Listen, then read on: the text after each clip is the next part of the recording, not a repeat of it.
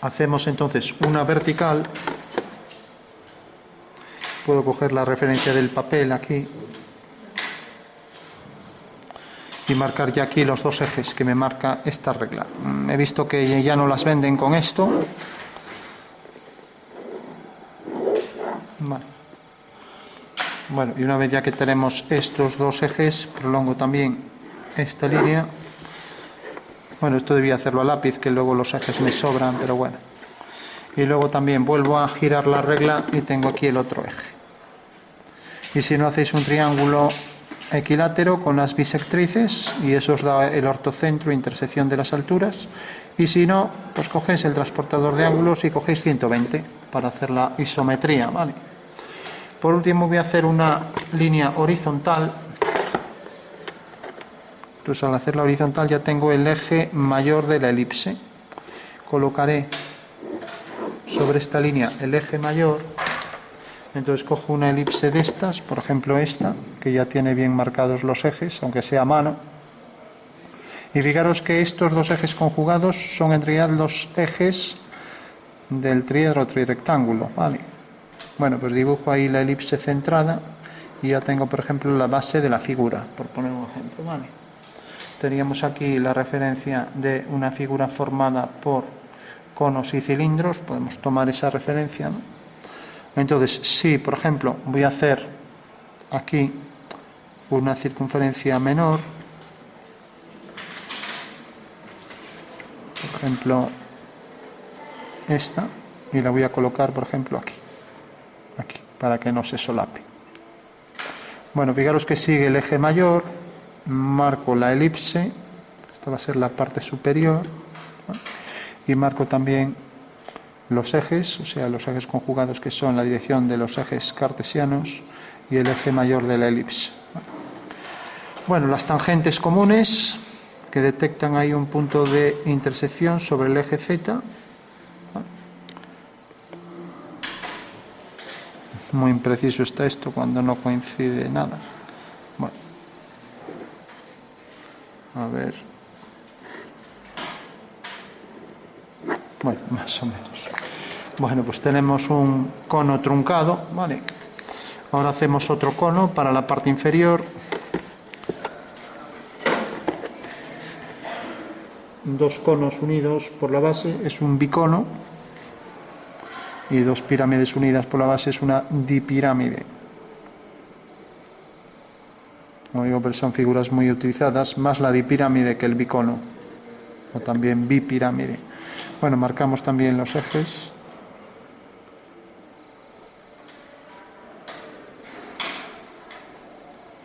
Y marcamos también las tangentes para la parte inferior. Las tangentes nos va a facilitar también cuestiones constructivas de la figura.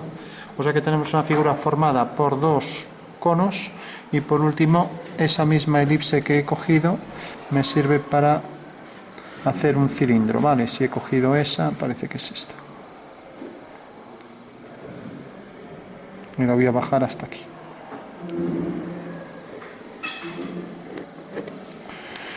Bueno, por último, como estas dos elipses son iguales, definen entre ellas las dos bases de un cilindro, ¿vale? Entonces ya puedo hacer las dos tangentes verticales a ambas elipses, obteniendo ahí ya el cilindro cuyo eje de revolución es el eje Z, ¿vale? Ahí tenemos ya.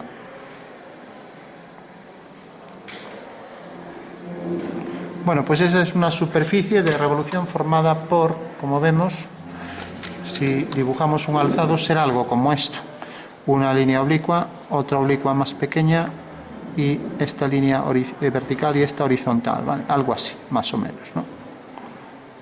Entonces, el eje de revolución, al revolucionar esto, de manera que esta poligonal y esta recta sean coplanarias, produce la superficie de revolución, ¿vale? Bueno, por último vamos ya a hacer el abatimiento para obtener la verdadera forma del alzado de la figura, ¿vale? La planta, pues van a ser circunferencias que tienen el mismo diámetro, por tanto excuso hacerla, pero bueno, la podría hacer también, ¿no? Pero bueno. Y fijaros que esta circunferencia es la que está en el origen, ¿no? Vale. Bueno, por último, marco los ejes mayores de las elipses, que eso me da bastante información. También en esta elipse convendría que lo hiciera, en la de abajo. y convendría también marcar los ejes conjugados, ¿vale? Que sabemos que son paralelos a X y Z, etc. Entonces cogemos en esta elipse, marcamos la posición de el eje mayor de la elipse, que siempre es horizontal, y aquí la posición de los conjugados. Bueno, pues los conjugados me facilita, y lo vamos a ver ahora, una cosa muy interesante, y es la sección del plano XZ o XY, etcétera, ¿vale? Bueno, XY no, cualquiera que pase por Z. Vamos a poner aquí X', Z'. Entonces, voy a marcar los conjugados de, si cojo este eje,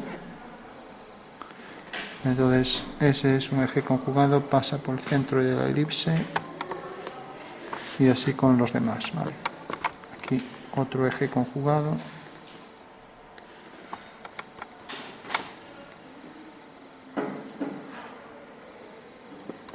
Y aquí otro. Vale. Y lo mismo aquí, los otros ejes conjugados, que también nos facilita ahora lo que sería la sección de esa superficie de revolución, de manera que fuera un plano que pasa por Z.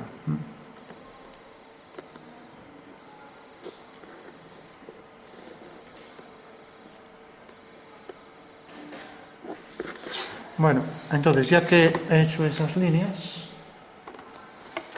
entonces lo que puedo hacer, si os fijáis aquí, si tengo aquí este punto y lo uno con, me falta, bueno, lo tengo aquí, voy a hacer aquí este corte de la figura.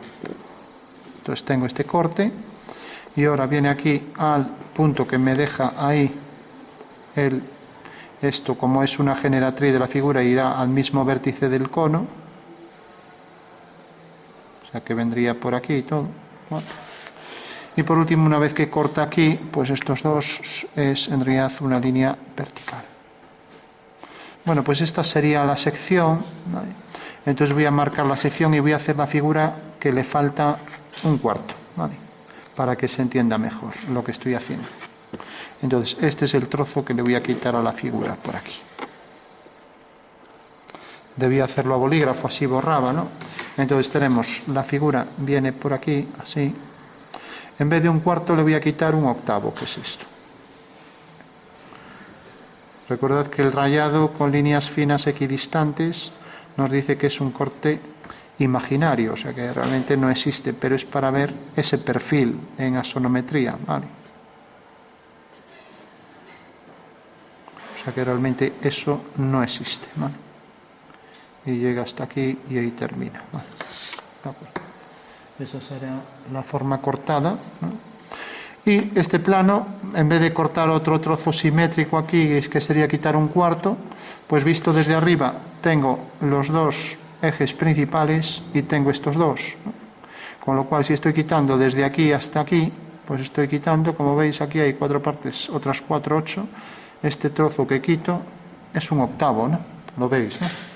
Y este trozo es el que estoy quitando aquí, el octavo, con lo cual esto viene hasta aquí. Bueno, por último le doy algo de sombra para que se vea en 3D y luego pasamos a calcular ya sus medidas reales, ¿vale? Que era el objeto de la sonometría. Bueno, entonces, para que se vea en 3D, siempre el hecho de darle ahí unas pocas sombras me va a facilitar, porque además el efecto del sombreado sigue las generatrices hacia el vértice, una de las características del sombreado para los conos. Refleja aquí algo de luz, coge aquí mayor sombra y tiene algo de contraste si es metálico, ¿vale? O sea que pasa más rápidamente de claro a oscuro. Entonces tenemos ya aquí la superficie cónica, las dos superficies cónicas con la superficie cilíndrica y arriba un plano, con lo cual el plano podrá llevar una forma así de sombras más o menos homogénea. Y aquí también pondremos pues el degradado, aquí también y aquí también. Bueno, pues esa es la figura. Y como este es un entrante de la figura, podemos oscurecer ahí, como haciendo ver que ese es la parte interna de la figura, que proyecta, incluso podríamos proyectar aquí la sombra de esto dentro, en el interior, con lo cual viene por aquí, ahora se eleva, es la sombra de este punto, y ahora la sombra de esto hasta aquí, y ahora hasta aquí. O sea que esta podría ser la sombra que proyecta sobre esa cara. Que bueno, no se viene haciendo cuando hay truncamiento, pero bueno, yo lo marco y lo digo porque como el truncamiento es imaginario, entonces habría que indicar también que la sombra también es imaginaria, ¿no? Cosa extraña, ¿no? Bueno, pues ya lo tenemos, entonces le damos un poco con el difumino para hacer más uniforme la sombra, proyectamos ahí la sombra hacia adentro, aquí en el cilindro, en el cono, y lo mismo aquí. Y luego la parte superior, las sombras de la parte superior. Lo mismo aquí para la superficie esta en este extremo, por aquí y por aquí.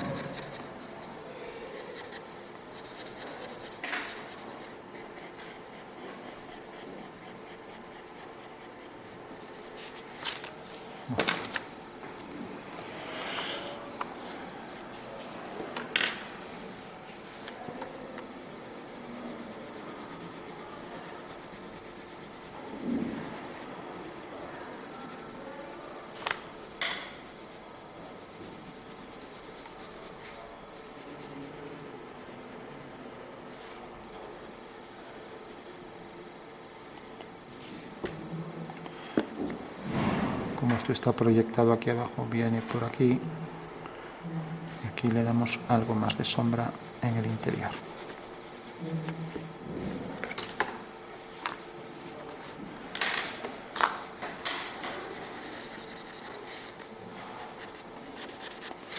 Bueno, las sombras también tienen la ventaja de que evita que nos equivoquemos, ya que ahí con tanta línea a veces no sabemos bien qué líneas estamos cogiendo, y gracias al sombreado pues podemos aproximar con más detalle la posición, ¿no?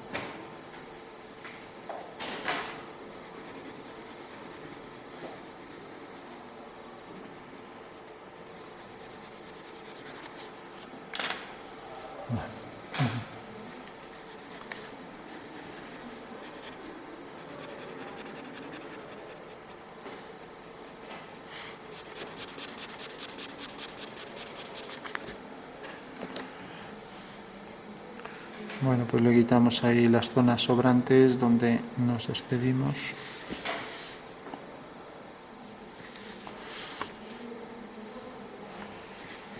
Y ahora ya pasamos a representar el abatimiento. Fijaros que por debajo del cono tenemos un cono y un cilindro que están debajo del plano XY, ¿no? Y entonces aquí arriba también nos va a salir debajo. Bueno, entonces para que corte aquí, para que no corte la figura, voy a coger este punto mismo como referencia. Entonces cojo el compás, cojo este punto y así ya me sirve para los 3 puntos del triángulo fundamental. Bueno. La planta ya no la hago porque los diámetros de los cilindros y conos son exactamente iguales a esto. O sea que ya sé que estas medidas, el diámetro mayor está en verdadera magnitud. Bueno, entonces basta con abatir solo esta y ya tengo todo. Para abatir, una vez que hago esto, pues ya hago la perpendicular a esta línea, siempre perpendicular. Ojo con eso, que sigo viendo por ahí dibujos que esta línea no es perpendicular. Ojo con eso. ¿Y por qué es perpendicular? Porque esto es una pirámide y al abatir un punto siempre cae en la perpendicular. Al girar un punto siempre va a caer en la perpendicular. Si no, se viene ya todo abajo. O sea, ya si falla eso, ya todo el cardillo ya va a estar mal. Entonces hago por último la semicircunferencia, ya que en una semicircunferencia todas las líneas comprendidas desde un vértice de cualquier punto hasta estos dos son un ángulo de 90, y como esto en el espacio es de 90, entonces la intersección de esta línea con esto me da ahí el ángulo de 90. Ese es el fundamento espacial de todo esto, vamos, que no es una cosa de capricho hacer todo esto. Bueno, tenemos ya el eje Z batido, este es Z', y por tanto Z batido es esto, Z' batido. Bueno, pues fijaros que estos puntos, puedo coger incluso estos, para saber por dónde van estas líneas que siguen la dirección del eje X abatido, que es este, ¿vale? X' abatido, ¿vale? Entonces, si sigo la dirección, proyecto esos puntos que tengo ahí. Vamos a ver qué tengo aquí, ¿dónde tengo el lápiz?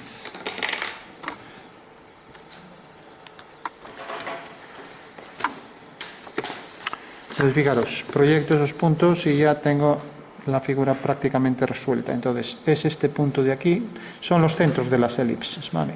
Entonces, el primer centro. El segundo es el origen de coordenadas. Incluso podría proyectar también, ya para que quede hecho, este punto, que será una tangente a la elipse. Podría proyectar la tangente a esta elipse, que será este punto. ¿Vale? Aquí la tangente a la elipse, que vendrá por aquí. Y aquí voy a proyectar también los centros de las elipses. Entonces, el centro de esta elipse que viene a parar aquí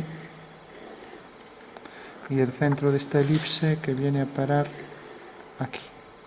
Y luego la tangente a la elipse, a ver,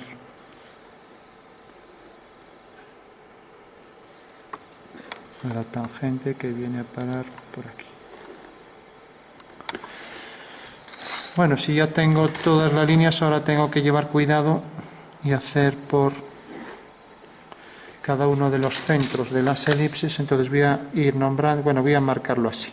Primer centro de la elipse, segundo centro, tercer centro de la elipse y último centro de la elipse.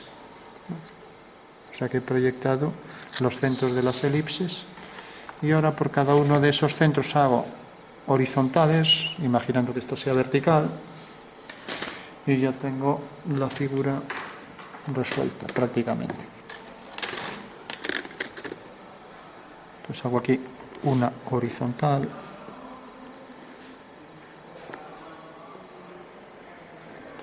y hago aquí otra horizontal.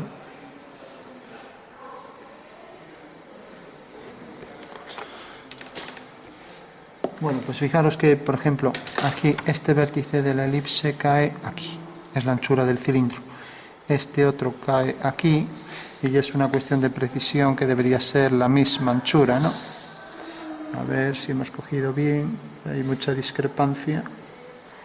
Este es el centro, vale. Esta es la tangente, vale. Bueno, pues este punto y este deberían estar los dos en paralelo al eje vertical. Es una cuestión de precisión, ¿no? Luego este punto viene por aquí, es el cono, y luego el otro cono viene por aquí, entonces hago aquí la perpendicular. O sea que este es el punto y por tanto este es el último cono. Bueno, pues fijaros que esta es la forma en verdadera forma, ¿vale? Todas las líneas además están en verdadera magnitud, ¿vale? Y este punto, si somos precisos aquí con la paralela, pues vendrá a parar aquí, sería 1 milímetro arriba abajo, y este punto vendrá a parar aquí. Bueno, pues esta es la figura que al revolucionar provoca esa superficie de revolución, ¿vale? Entonces fijaros que también los diámetros conjugados me definen estos puntos, ¿vale? O sea que este punto corresponde aquí a este eje, este punto corresponde a este al de aquí abajo y así con todos, ¿vale? O sea que digamos que los diámetros conjugados me facilitan mucho la construcción de cualquier pieza. La otra parte simétrica ya no la hago, me entiendo que todo el mundo entiende que esto, la simétrica, pues me genera ya, al revolucionar esto me genera la figura completa. Bueno, lo voy a hacer total, con el compás en un momento. Entonces voy pasando las medidas. Entonces, por ejemplo, cojo esta medida aquí y la trazo aquí enfrente. Cojo esta medida y la paso aquí. Cojo esta medida, también la paso aquí. Y cojo esta y la paso aquí. Con lo cual, al prolongar aquí las horizontales, pues tendría longitudes iguales, ¿vale? Entonces aquí una medida igual provoca aquí este rectángulo, luego esto y luego esto. Bueno, pues esa es la figura ya completa. Y como vemos en perspectiva, pues eso aparece así, ¿vale? ¿Y por qué aparece así? Porque en realidad esto está colocado aquí así. Entonces, en el momento en que lo coloco así, esto se reduce, ¿vale? Por eso yo no podría venir aquí a hacer esto así.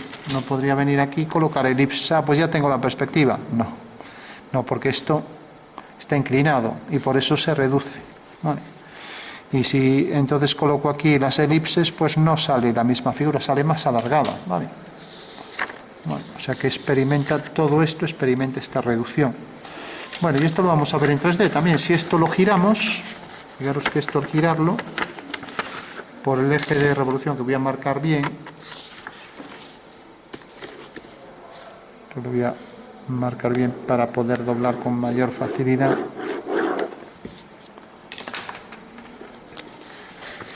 Y ya tenemos ahí que esa es la cara de la pirámide, ¿no? Donde está la figura. Entonces fijaros que esta figura está realmente aquí en el espacio y la estamos proyectando y se reduce a esto, ¿no? Esa sería la clave del ejercicio. O sea que, por ejemplo, el segmento este pues queda reducido a este, ¿no? Vale. Pues hay que entender que esta es la cara de la pirámide, que estamos proyectando esta medida aquí. Entonces, claro, como esto no lo puedo hacer así en el espacio, directamente lo que hago es hacer el abatimiento. Entonces el abatimiento sí que puedo partir de esto para proyectar las medidas y construir toda la figura en 3 dimensiones, ¿vale? Bueno, pues ese sería el fundamento espacial del ejercicio, ¿vale? Vamos a darle más sombra aquí en el centro y aquí saliendo de la figura.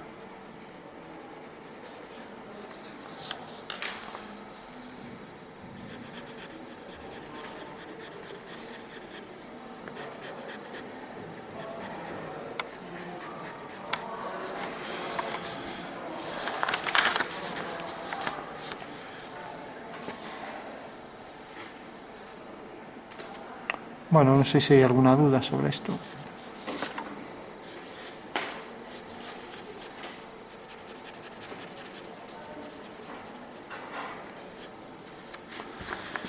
Bueno, pues fundamental, recordad, saber hacer el abatimiento, saber que los vértices de los ejes conjugados corresponden a estos puntos y que los centros de las elipses se proyectan aquí sobre el eje abatido. Bueno, esas son las dos cuestiones clave para poder construir la figura en 3D. Entonces, una vez que hacemos esto, esta línea en perspectiva realmente es esta. Bueno, ya que esta es paralela a este eje abatido, a X abatido, y aquí también será paralelo al eje X, ¿vale? Y lo mismo con todas, ¿no? La que pasa aquí por el origen es el eje X, bueno, pues es esta. Entonces, el eje este de la elipse, ¿no? El eje de la circunferencia es en realidad el eje conjugado de la elipse de aquí a aquí, ¿vale? De acuerdo.